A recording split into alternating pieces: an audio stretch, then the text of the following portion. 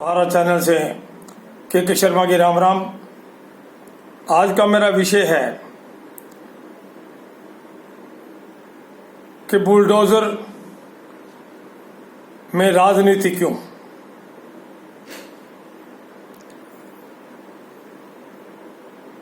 पीछे गए चुनावों के समय से बुलडोजर शब्द एक ऐसा लगने लगा है कि एक जैसे ब्रांड बन गया हो और देश के लगभग राज्यों में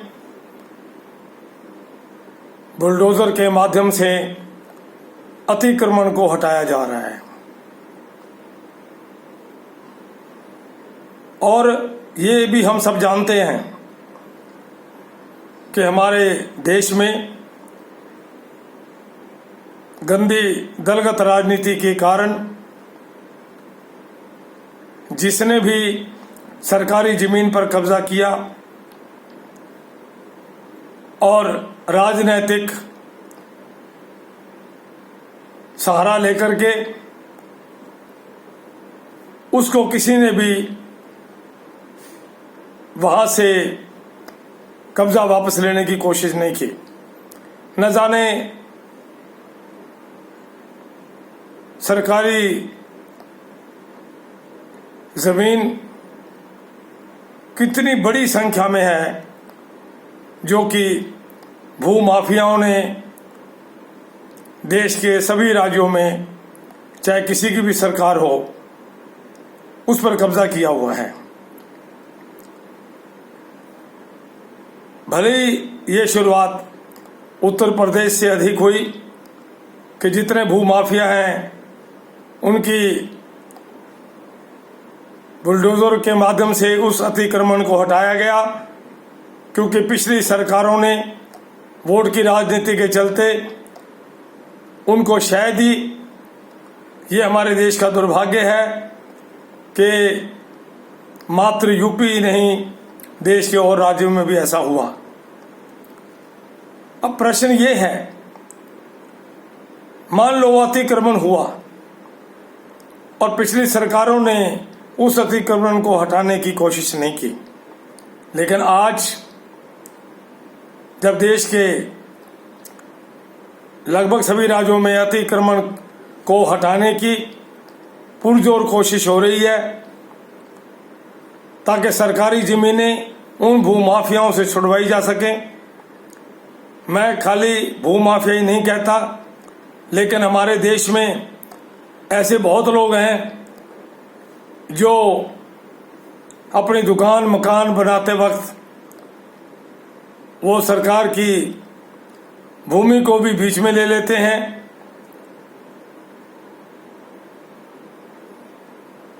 क्योंकि ये अक्सर देखा गया है कि उस समय सरकारें नहीं बोलती, लेकिन जब भी कोई सरकार इस अधिग्रहण को हटाने की कोशिश करती है तो यही राजनीतिक दल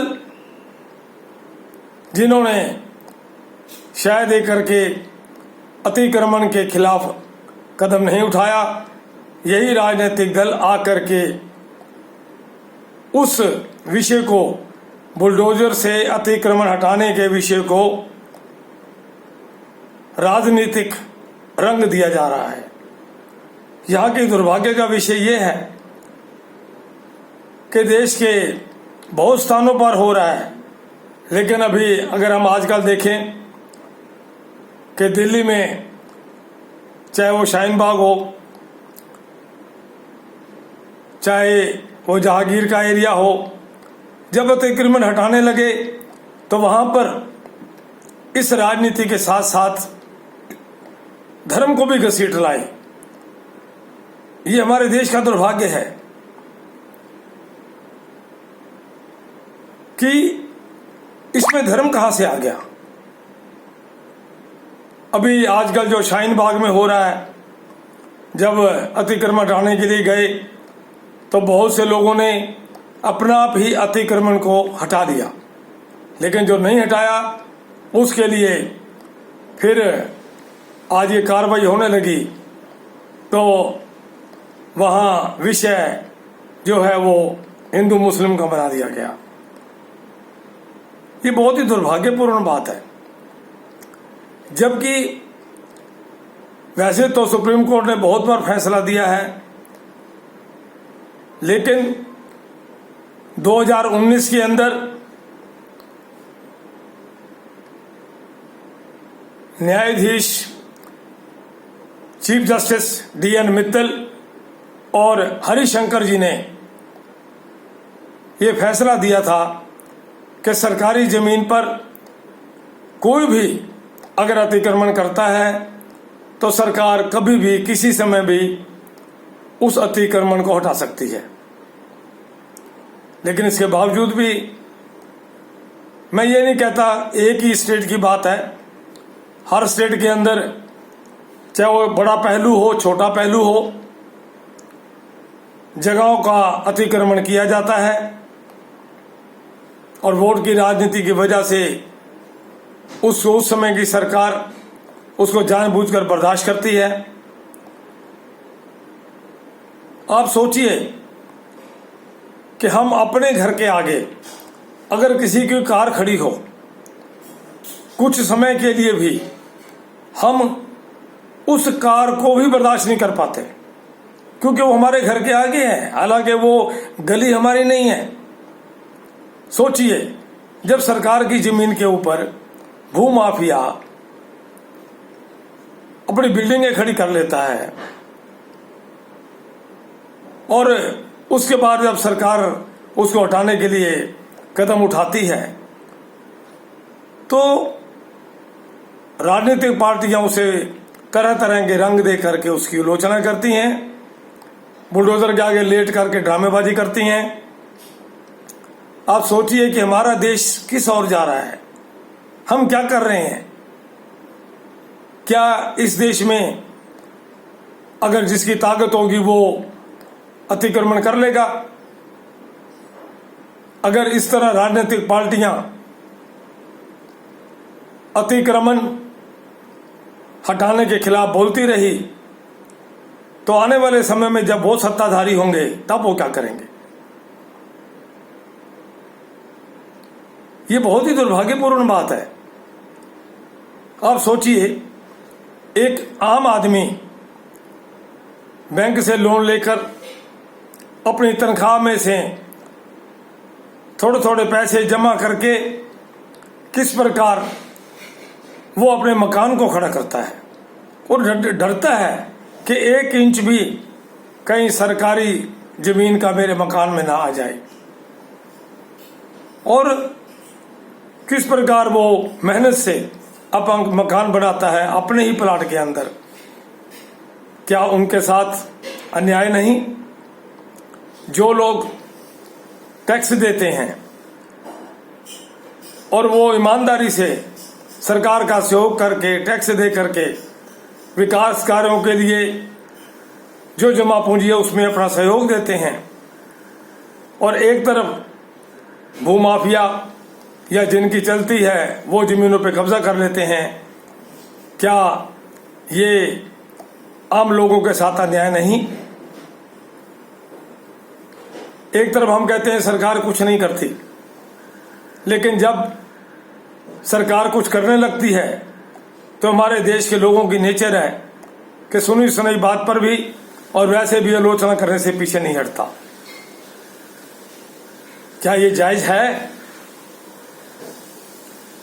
क्या अगर हम अतिक्रमण के खिलाफ नहीं बोलते, लेकिन जब कोई सरकार हिम्मत करती है, जब कोई सरकार अतिक्रमण को हटाना चाहती है, तब भी हम चुपचाप तमाशा देखते हैं, उन राजनीतिक पार्टियों का ड्रामेबाजी देखते हैं और इसी विषय पे भी आ जाते हैं कि देखो जी ये बुलडोजर ला के सरकार अन्याय कर रही है।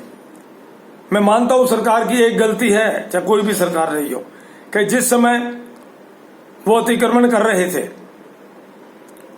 उन मकानों को बिजली का कनेक्शन क्यों दिया गया, उन मकानों को पानी का कनेक्शन क्यों दिया गया, उन मकानों के आधार कार्ड उसी एड्रेस पे क्यों बनाए गए। सबसे पहले तो ये सरकार की बहुत बड़ी गलती है। जब ये सब पेपर तैयार कर लिए जाते हैं और कई साल बाद बुलडोजर आ जाता है, तब उस समय एक प्रश्न पैदा होता है कि इतने सालों से हम रह रहे थे, हमने बड़ी मेहनत से मकान बनाया और आज बुलडोजर आ गया। लेकिन सवाल ये है कि जब बनाया था तब भी हम जानते थे कि ये सरकार की जमीन है। जब हमने बनाया था तब भी किसी न किसी राजनीतिक पार्टी की शायद से हमने बनाया था, तब भी हम जानते थे कि कभी ना कभी ये अतिक्रमण हटेगा और हमें यहां से जाना होगा।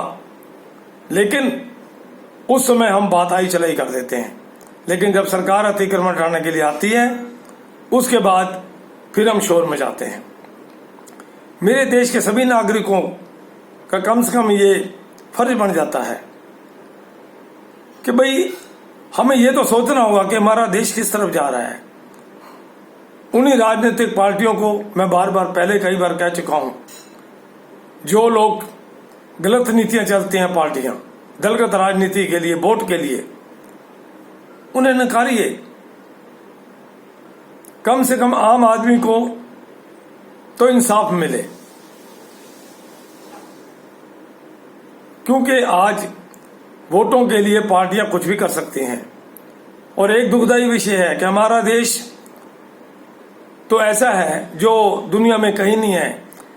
किसी भी दुनिया के किसी भी हिस्से से शरणार्थी आ जाएं तो हमारे देश के दरबार खुले हैं, और वो शरणार्थी चुपचाप राजनीतिक दलों की सहायता से देश के कोने कोने में बीत जाते हैं, चले जाते हैं और वहां धीरे धीरे अपना आशियाना बना लेते हैं, वो भी सरकारी जमीनों पर।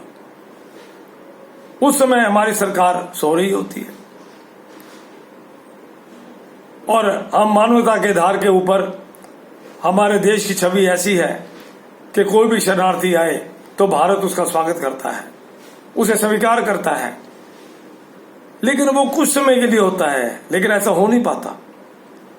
हमारा ही देश के कुछ राज्य उन्हें सारी सुविधाएं देते हैं, पेपर तैयार करवाते हैं, जो कि आगे जाके ये बातें देश के लिए घातक होती हैं। कुल मिला के मैं तो ये समझूंगा कि अगर कोई भी सरकार हिम्मत करती है अतिक्रमण हटाने के लिए तो हमें उसे सहयोग देना चाहिए, चाहे वो कहीं भी हो। जनता को भी सहयोग देना चाहिए, तभी कोई सरकार काम कर सकेगी। अन्यथा हमें ये बोलना बंद कर देना चाहिए कि सरकार कुछ नहीं करती और लोग ऐसा कर रहे हैं, वैसा कर रहे हैं। कम से कम इस बात को हमें समझना होगा, अगर हम अपने देश को एक विकास के रास्ते पर ले जाना चाहते हैं और अपने देश में आम आदमियों के साथ भी चाहते हैं न्याय हो, तो ये जो आम आदमियों के साथ अन्याय हो रहा है इसके खिलाफ भी हमें खड़ा होना होगा। सरकारों का सहयोग करना होगा, चाहे कोई भी सरकार हो। कुल मिला के मैं ये कहूंगा कि हमारे देश के सभी नागरिकों का ये फर्ज बनता है कि देश में जितनी राजनीतिक पार्टियां हैं उनके मुखौटों को भी पहचाने और उसके बाद ही वो देश को आगे बढ़ाने का संकल्प करें। धन्यवाद।